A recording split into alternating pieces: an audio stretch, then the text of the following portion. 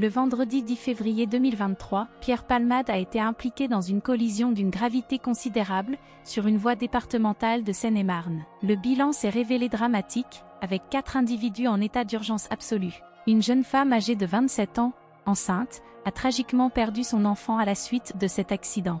L'artiste, âgé de 54 ans, a été admis en urgence absolue à l'hôpital du Kremlin-Bicêtre, tandis que son amie proche Muriel Robin s'est précipitée à son chevet. Le lendemain, l'acolyte d'Anne Le Naine a subi une terrible chute, lorsqu'il a été divulgué que Pierre Palmade avait conduit sous l'influence de cocaïne au moment de l'accident, comme l'ont révélé les enquêteurs. Selon les dires d'un individu proche de Muriel Robin, relayé par Paris Match, la comédienne nourrit une profonde rancœur envers Pierre Palmade, l'accusant d'avoir anéanti la vie d'une famille en prenant le volant sous l'emprise de stupéfiants. L'artiste, selon cette source, est catégorique quant à son incapacité à pardonner à son ami. De fait, un affrontement violent aurait éclaté entre eux, comme l'a rapporté Voici ce vendredi 24 février. Selon les informations dévoilées par le magazine, une altercation d'une grande violence a éclaté entre Muriel Robin et Pierre Palmade, 2 jours après l'accident. L'humoriste a été qualifié d'« assassin » par l'actrice.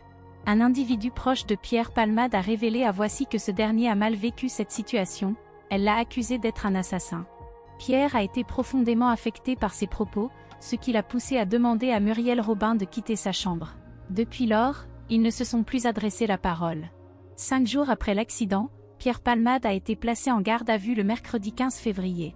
2 jours plus tard, la juge des libertés et de la détention a décidé de le maintenir en assignation à résidence, sous surveillance électronique, au sein du service d'addictologie de l'hôpital Paul Brousse à Villejuif.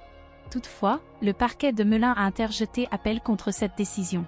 Une nouvelle audience a donc été fixée pour ce vendredi 24 février à 9 h. Il reste à savoir si la justice ordonnera l'incarcération de l'humoriste.